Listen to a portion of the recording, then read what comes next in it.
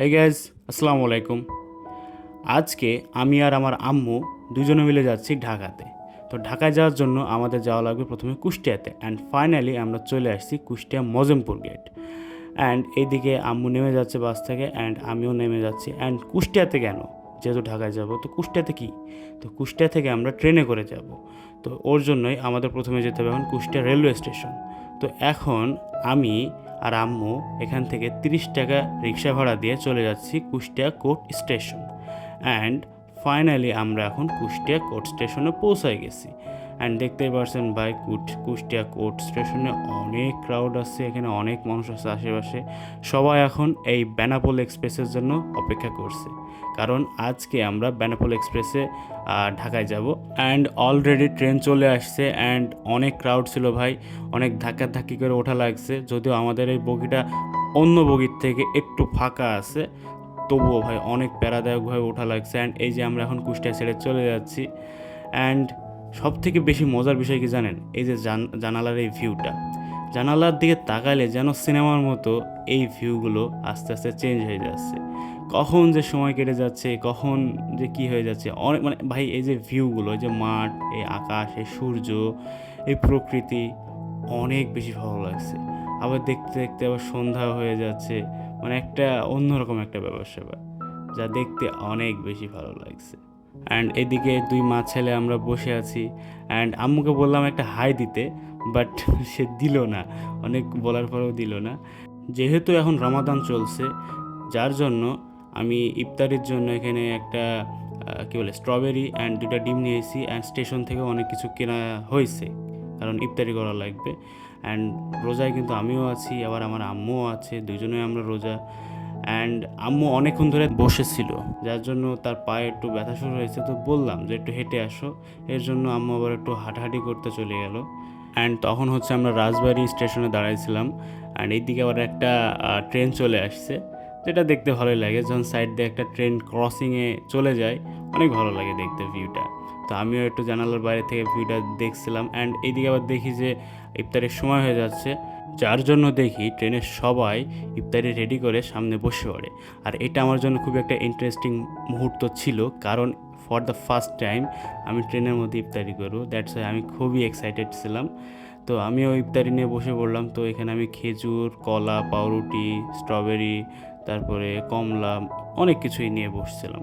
আর সব থেকে মজার বিষয় যেটা আমার কাছে লাগছিল, ভাই ট্রেনের মধ্যে আজান দিচ্ছিল, যেটা আমার কাছে খুবই বেশি ভালো লাগছিল। তো চলুন আপনাদেরও একটু শোনাই দিই।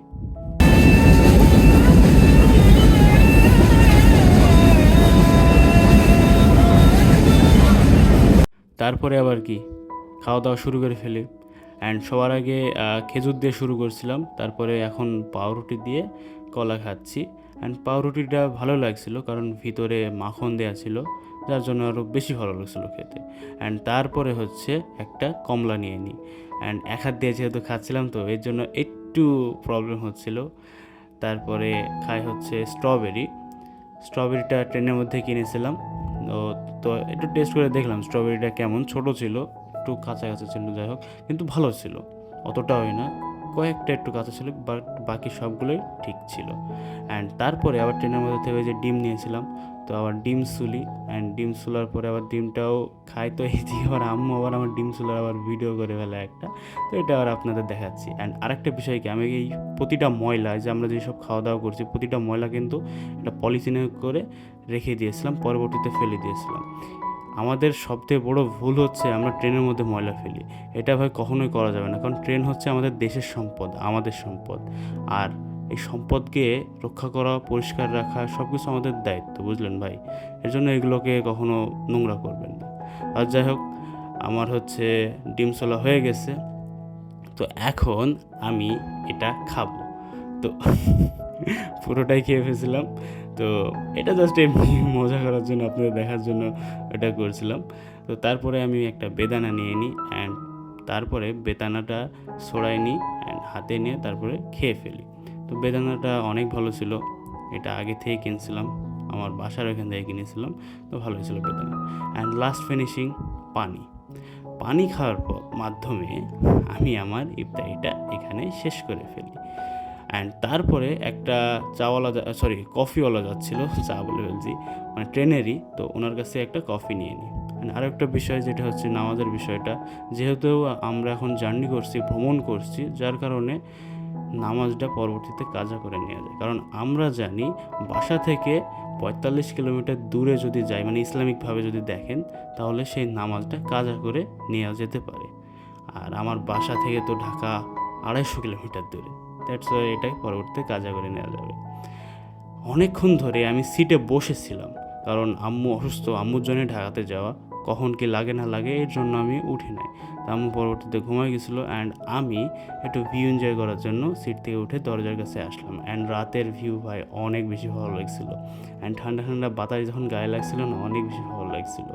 অ্যান্ড এই দিকে একটা বাস, দেখছেন ভাই, রাত্রেবেলাও বাস এবং ট্রেনের এই রেসিং লেগেই থাকে, এই যুদ্ধ, এই লড়াই লেগেই থাকে। অ্যান্ড তারপরে আমরা চলে আসি পদ্মা সেতুতে। ট্রেন এখন পদ্মা সেতুর উপর দিয়ে যাবে। তো এই ভিউটা আমি এর আগে অনেকবার এই রাস্তা দিয়ে গিয়েছি এবং আপনাদেরও দেখাইছি। আমি যখনই এই দিক দিয়ে যাই, ঢাকায় যাই কিংবা কক্সবাজার যাই বা যেখানে যাই, আপনাদের এই ভিউটা আমি দেখাই। কিন্তু ভাই যতবারই যাই না কেন, এই পদ্মা সেতুতে আসলে যেন অন্য একটা এক্সাইটমেন্ট কাজ করে। আর এইদিকে একটা কার আবার উপরে চলে যাচ্ছে, এখন কার যাবে উপর দিয়ে আর আমাদের ট্রেন যাবে ওর নিচ দিয়ে, মানে সেতুর নিচে রেল লাইন। তো এই যে এখন ভাই আমাদের ট্রেন পদ্মা সেতুর মধ্যে চলে যাবে, আমার একটু ভয় ভয় লাগছিল। কখন জানেন, যখনই ট্রেনটা সেতুর মধ্যে ঢুকলো, তখন ভাই অনেক স্পিডে যাচ্ছিল। অ্যান্ড ফোন ভাই এক হাত দিয়ে ধরে আছে আর এক হাত দিয়ে ট্রেনের ওই দরজাটা ধরেছিলাম, যার কারণে অনেক ভয়ে ছিলাম কখন জানি কী হয়ে যায়। তো যাই হোক, অনেক বেশি বাতাস ছিল অ্যান্ড চুল সব উড়ে যাচ্ছিলো। অ্যান্ড আমি প্রথমে ভাবলাম যে চুল উড়ে হয়তো চুলটা ঠিক হয়ে যাবে, পরবর্তীতে ভাই দেখেন কী অবস্থা। অ্যান্ড ফাইনালি আমরা এখন চলে আসছি ঢাকা কমলাপুর রেলওয়ে স্টেশনে। এখন আমাদের স্টেশন থেকে বেরোয় যেতে হবে এবং মেট্রো ধরতে হবে, কারণ ভাই রাত 9টা বেজে গেছে অ্যান্ড মেট্রোর লাস্ট ট্রেন 9টা 10 কিংবা এই সময়, ওই জন্য তাড়াহুড়ো করে মেট্রোতে চলে আসছে। অ্যান্ড এইদিকে আম্মু চলে আসছে, এক্সেলেটর দিয়ে উপরে উঠে পড়েছে। অ্যান্ড এখন আমরা ঢুকবো মতিঝিল মেট্রো স্টেশনে। অ্যান্ড দেখেন ভাই কত সুন্দর এই মেট্রো স্টেশনটা। আসছি ভাই, এমন মনে করেন না যে আমি প্রথমবার আসছি, এর আগে বহুতবার আসছি। তো এখান থেকে আবার মেট্রোর পাস নিয়ে নিলাম, তারপরে নর্মাল সিঁড়ি বাদ দিয়ে এই সিঁড়িতে ওঠার জন্য আসছিলাম। পরবর্তীতে দেখি যে এটাও বন্ধ, এর জন্য এটাতে আবার হেঁটে হেঁটে ওঠা লাগছে। তারপর যখন প্ল্যাটফর্মে যাই দেখি ভাই আমাদের জন্য অলরেডি মেট্রো এসে দাঁড়াই আছে। অ্যান্ড মতিঝিল যেহেতু লাস্ট স্টপ, এর জন্য এখানে কিছুক্ষণ দাঁড়াবে। অ্যান্ড এই জায়গায় ভাই দেখেন পুরো মেট্রো ফাঁকা, যার জন্য ইচ্ছা মতো যে কোনো একটা সিটে আমি যাই বসে পড়লাম। আর আমার পাশে এসে আমার আম্মু বসে পড়লো। অ্যান্ড দুজনে এখন একটু রিল্যাক্স হইলাম, কারণ একটু ভয় ছিলাম যে মেট্রোকে আদৌ পাবো কিনা, তখন একটু প্যারা হয়ে যেত যদি না পেতাম। তো ফাইনালি আমরা এখন চলে আসছি ফার্ম গেট। অ্যান্ড এখন আমরা এই যে সংসদ ভবনের সামনে দিয়ে চলে যাচ্ছি আমাদের ডেস্টিনেশনে। তো গাইজ, আজকের এই ভিডিওটা ছিল এই পর্যন্তই। যদি ভিডিও ভালো লাগে অবশ্যই লাইক, ফলো, সাবস্ক্রাইব যা আছে সব কিছু করে দিন, অ্যান্ড একটা কমেন্ট করে দিন যে ভিডিওটি কেমন লাগছে। তো ঢাকা সিটির মধ্যে রিক্সাতে ভাই ঘুরতে ভালোই লাগছে। ওকে, বাই।